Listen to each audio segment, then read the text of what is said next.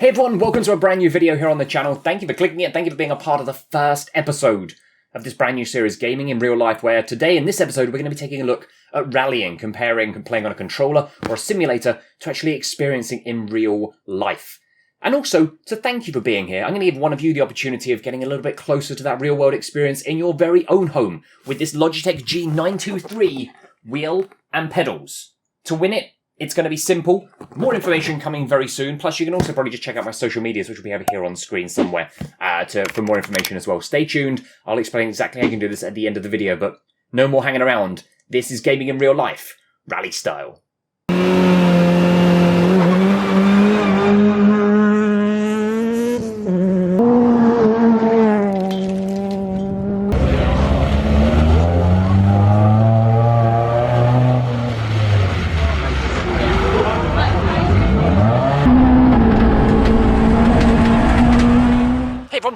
Welcome to the heart of Wales, where today I'm going to be experiencing Dirt Rally in real life. Yes, I'm here with Jon Armstrong Phil Hall, the JWRC new guys who won their first ever race for the Codemasters Rally Team in Croatia, practicing for Portugal.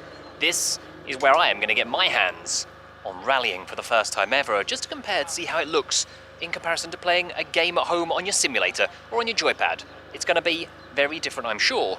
Let's find out exactly what Rally has got in store for us. So for me, when I'm playing Dirt Rally 2.0 at home, I've got a setup with the play seat, steering wheel, pedals, screen, so it feels as if you are in that car rather than playing on the pad. I played quite a lot of Dirt 5 and all the other rally games that are available with controller as well on console, so I've got quite a good understanding of how it feels.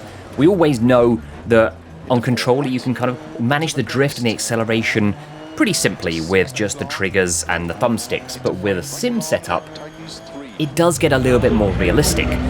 Now, when I was younger, I'll be honest, I wasn't out in my local supermarket car park trying to do handbrake turns. This was my first ever experience in what you would class as a rally car, an old Mark II Ford Escort.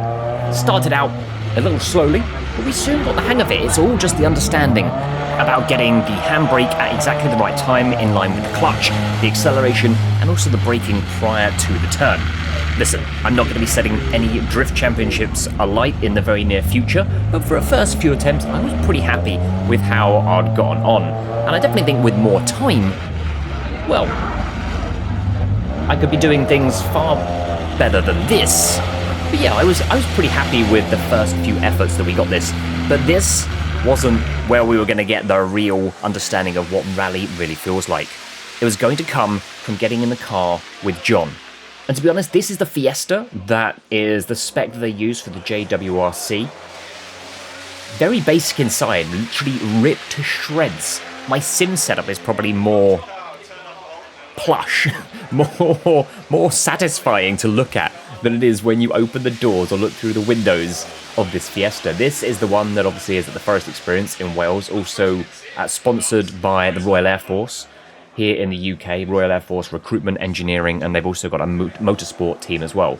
And that is actually part of Phil, who actually is part of the Air Force, and Jon being the main driver. Now, obviously, Phil being the co-driver, doing all the notes, can't get in the car as well. There's only 2 seats, so it is my job to get inside here and be his position for these 2 laps that we're running on the course.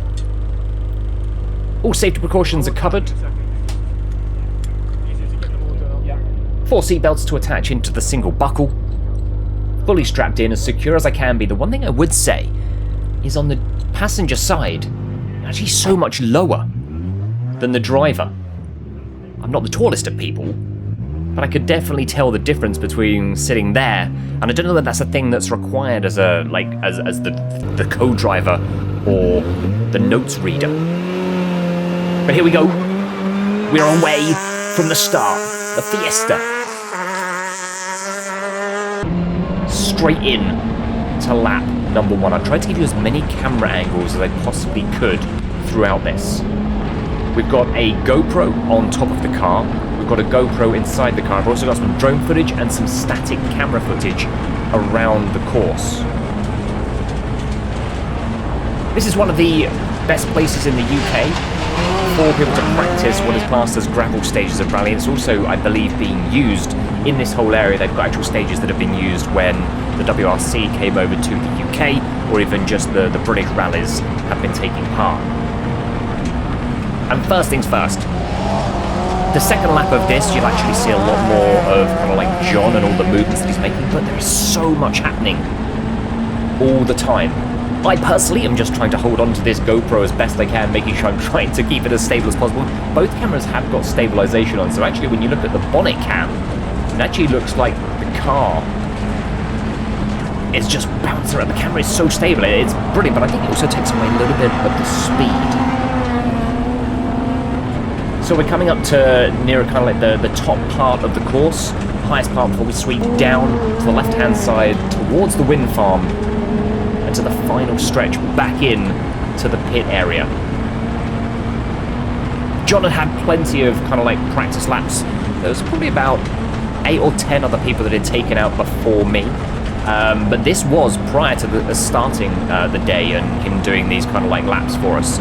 He was actually there to practice for the Portugal JWRC, which is happening this weekend. So good luck, Jon, if you're listening to this. But yeah, and as we come into this pit area, on all the other runs, he was literally coming in really slow, but he pretty much went for it here. He knew that there shouldn't be anyone else around. He wasn't going to suddenly ram into anyone's car leaving. And luckily, I'd also been out on this course prior to being taken out with Jon. The guys at the Forest Experience were great. They literally just said, here's the keys to our Land Rover, go and take it round and understand kind of like the track layout and what you're going to be experiencing on this stage. This is the second lap, and you can see a lot more of the onboard camera action, and just look how much work Jon is putting in, even on the straights. Little tweaks to the steering wheel. You can see obviously the yellow marker on the steering wheel. If anyone doesn't know, that's kind of like what they do to make sure you know where the centre line is of the wheels.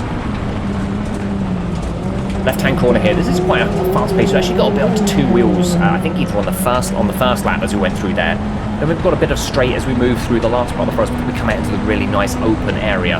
Another long straight into a very quick left-hander, which on a couple of occasions on previous runs we did actually get battered with the shrapnel of the gravel flying at us.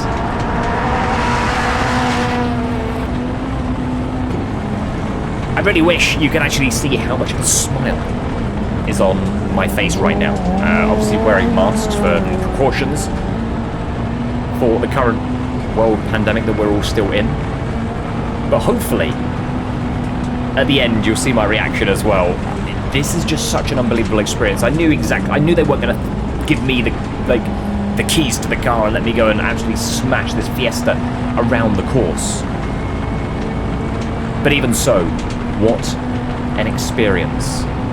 Just seeing the difference between the game side of things and in real life, it really shows that even though the games do look so realistic, and I think from a course perspective they can prepare you for what's to come, really, when it comes to rallying, there is a huge gulf in difference.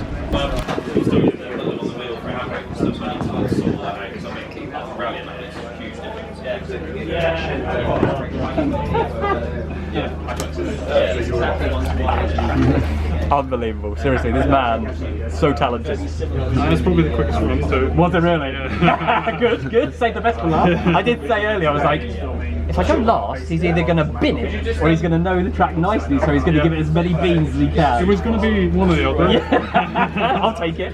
Thanks for it. So there you go, that is the video. Thank you for watching. A huge thank you to the Forest Experience in Wales, to Codemasters Dirt Rally Team, and of course Jon and Phil. James from Codemasters as well, thank you for all your help on the day, very much appreciated.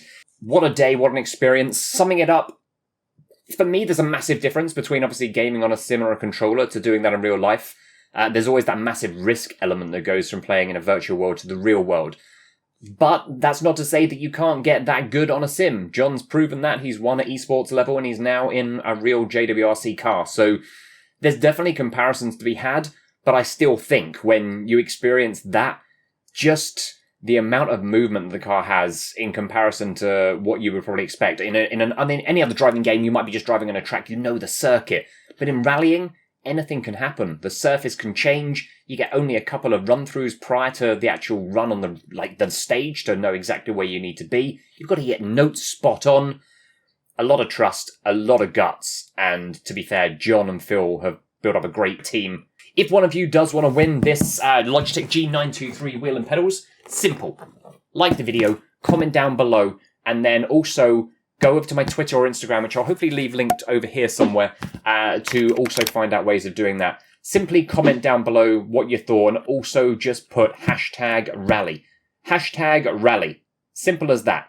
If you put that down in the comments, just do it once. Anyone that basically spams the comments, those will basically be voided and you won't get entered into the competition.